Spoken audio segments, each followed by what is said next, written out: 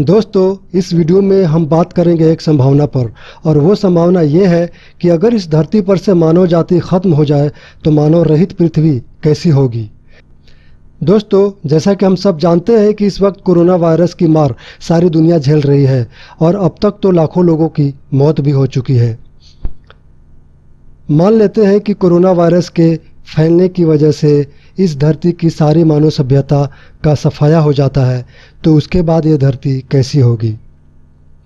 दोस्तों, इस धरती पर लगभग 7.5 अरब लोग रहते हैं। अगर सोचा जाए तो एक साथ इतनी बड़ी संख्या में मानव जाति का खत्म हो जाने की बात या संभावना ना के बराबर लगती है। फिर भी अगर ऐसा होता है तो कैसी होगी ये धरती बिना मानव के। दोस्तों, मैं आपसे ये बताना चाहूँगा कि इस वीडियो में जो भी आप देखने वाले हैं वो सभी एक वैज्ञानिक कल्पना मात्र होगा, न कि उसमें कोई सच्चाई होगी। चलिए मान लेते हैं कि कोरोना वायरस के कारण सभी इंसान खत्म हो जाते हैं, लेकिन एक व्यक्ति बच जाता है। जो बचा है वो भी वायरस संक्रमित होता है और थोड़े दिनों के बाद उसकी भी मौत हो जाती है। अब आने वाले दिनों में धरती पर क्या होगा, चलिए जानते हैं। खात्मे के 24 घंटे बाद धरती से इंसानों के खात्मे का पता सबसे पहले धरती के चक्कर काट रहे सैटेलाइट को चलता है। आमतौर पर रात के समय अमेरिका 62%, यूरोप का 85% और जापान का 98% आसमान रोशन रहता है, लेकिन थर्मल पावर और निज मतकों को मेंटेन करने वाला अब कोई भी इंसान मौजूद नहीं रहा, इसलिए पूरे विश्व में अंधेरा छाने लगता है।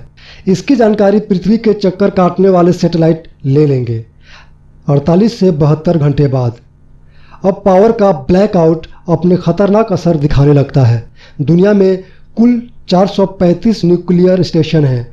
न्यूक्लियर स्टेशन के राक्षस को शांत रखने के लिए कूलिंग प्लांट में पानी की ज़रूरत होती है।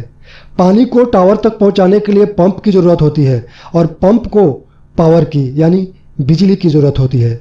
इसलिए अब बिना बिजली के न्यूक्लियर टेम्परेचर अपनी हद पार कर लेता है, यूरेनियम पिघलकर आग पकड़ लेता है और रेडिएशन छत फाड़ कर बाहर निकलने लगता है। स्टोडियम 90 और सोशियम 137 का किरणोत्सव खतरनाक बादल बनकर चारों ओर मंडराने लगता है। फ्रांस की आसपास की ज़मीन शांत और बंजर बन जाती है और स्टेशन के कुछ किलोमीटर के विस्तार में अन्य प्राणियों का भी सफाया हो जाता है।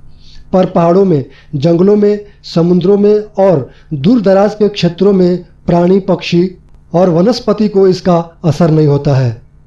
इंसानों के अंत के एक हफ्ते बाद इंटरनेशनल स्पेस स्टेशन में हमेशा 5 से 6 लोग मौजूद रहते हैं। वायरस के सक्रियता के कारण वे लोग धरती पर आ नहीं सकते और धरती पर उन्हें खाना पहुंचाने वाला अब कोई नहीं बचा है, इसलिए वो भी भूख से तड़प कर मर जाते हैं। दुनिया के भूगर्भ से लाखों करोड़ों लीटर पानी निकालने वाली मानव सभ्यता अब नहीं रही।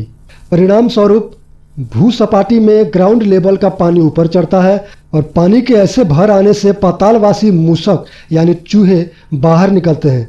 मूसकों के झुंड शहरों के मॉल, सुपरमार्केट और घरों में बचे कुचे खाने लायक चीज़ों पर टूट पड़ते हैं। शहरों में इंसानों के स्थानों पर अब मूसकों का राज हो जाता है। 1 महीने बाद विमान और फैक्ट्रीज अब धूम्रपान करने की आदत को छोड़ चुके हैं, इसलिए अब वातावरण शुद्ध होने लगता है। ऊपर से अब कार्बन और अशुद्धियों के कणों को नीचे बैठ जाने की वजह से हवामान प्योर और हानि रहित होने लगता है।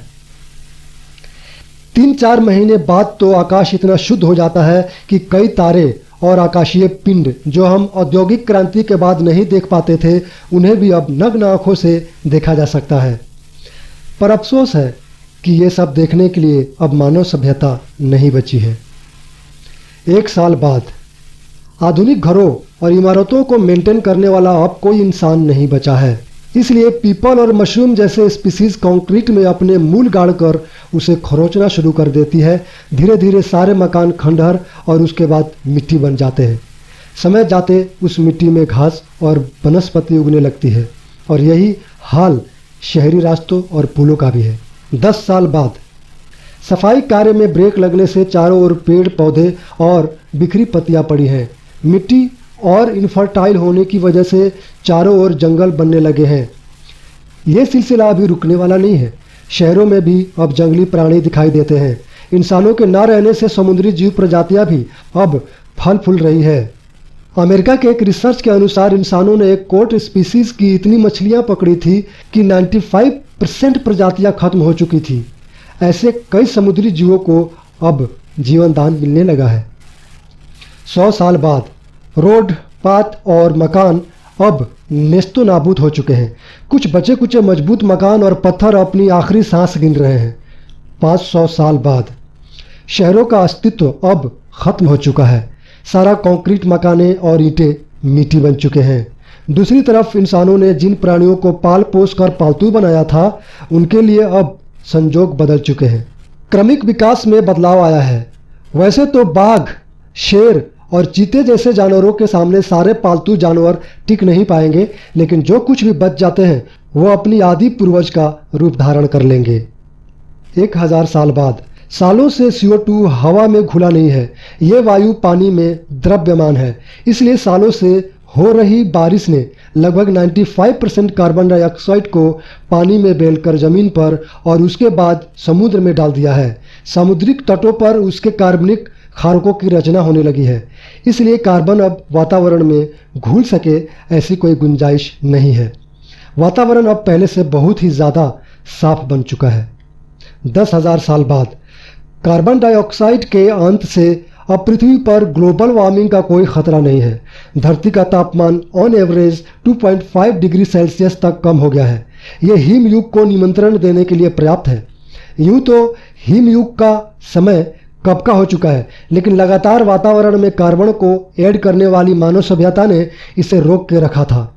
लेकिन अब नॉर्थ पोल में बर्फ की मोटी चादर बिछ जाती है और समुद्र का पानी बर्फीला हो जाता है। 50,000 साल बाद न्यूक्लियर का कचरा जो मानव ने ज़मीन के अंदर दफनाया था, उसके खतरनाक तत्व अब समाप्त हो चुके हैं। किसी रोज़ मानव सभ्यता इस धरती पर बसी थी, इसका और एक सबूत खत्म हो जाता है।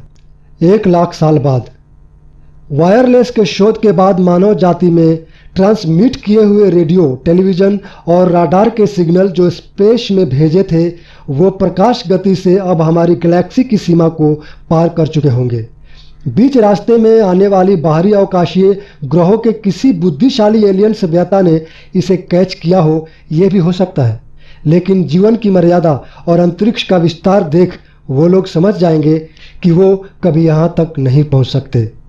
10 करोड़ साल बाद उत्तरार्थिक के विकास में आगे बढ़ने की और मानव सभ्यता के स्थान लेने की दूसरों जीवों में होड़ मची है, जिनमें सबसे ऊपर का स्थान चिंपांजी का है। चिंपांजी और मानव की जेनेटिक ब्लूप्रिंट 98% मिलता जुलता है। सिर्फ 50 लाख की गैप को हम पीछे छोड़कर होमो सेपियंस में से इंसान बन गए। लेकिन चिंपांजी के खुद के केस में करोड़ों साल बाद क्रमिक विकास के चलते ये 2% का गैप मिट जाए और वह मनुष्य का स्थान ले ले तो कुछ कहा नहीं जा सकता। इस पृथ्वी पर अब कोई भी सबूत भूतपूर्व इंसानों का नहीं रहा है।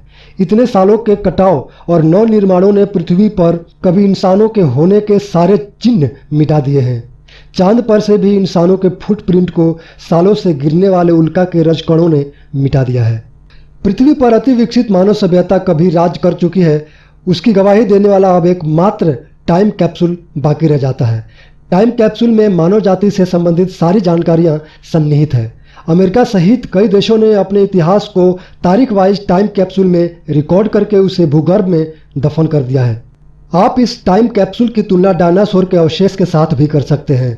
19वीं सदी में जब डायनासोर के अवशेष इंसानों को मिले, तब उसने जाना कि पृथ्वी पर पहला शासन इंसानों का नहीं, इस धरती पर डायनासोर की प्रजातियों ने 16 करोड़ सालों तक राज किया था। भविष्य में उत्क्रांति का सीढ़ी चढ़कर इंसानों के उत्तराधिकारी का स्थान लेने वाले इस सेंसिटिव टाइम कैप्सूल को डिटेक्ट करके चिंपांजी के संभावित वंशज एकाध टाइम इस टाइम कैप्सूल को खोज निकाले, इसमें कितनी संभावना है। अगर भविष्य में इस धरती पर फिर से इंसान होता है और उन्हें यह टाइम कैप्सूल मिल जाए, तो इसके मौजूद डेटा ये बता देगा कि भूतकाल में इंसान इस धरती पर अपनी मनोमौलिक भुगत चुके हैं। लेकिन इस टाइम कैप्सूल को मिलने का चांस 0% है। यह कितना भी मजबूत और टिकाऊ हो, लेकिन करोड़ों वर्षों तक एक्टिव रह पाना उतना आसान नहीं है। चलो मान लो कि ये एक्टिव रह भी गई, तो भी पृथ्वी की सतह कभी स्थिर नहीं रहती। पृथ्वी की प्लेट भूचालों की वजह से इधर उधर होती रहती है और करोड़ों साल तक चलने वाली इस घटनाओं के कारण टाइम कैप्सूल पाताल में चला जाए, इसकी संभावना बहुत अधिक है। इस तरह नई पीढ़ी को इंसानों के अस्तित्व की गवाही देने वाला कोई भी माहिती भंडार हाथ लगने वाला नहीं है। दोस्तों, पृथ्वी के नाम से जाने जाने वाले इस ग्रह पर हमसे पहले भी न जाने कितनी सभ्यताएं आई और उनका अंत भी हो गया, और भविष्य में भी न जाने कितनी सभ्यताएं पनपेंगी और उनका अंत होगा। तो दोस्तों, डरने की कोई बात नहीं है। इस वीडियो में मैंने जो कुछ भी कहा ऐसा नहीं है कि वैसा ही होने वाला है। ये मात्र एक वैज्ञानिक संभावना है। अगर इंसान खत्म हो जाए तो पृथ्वी के साथ क्या होगा।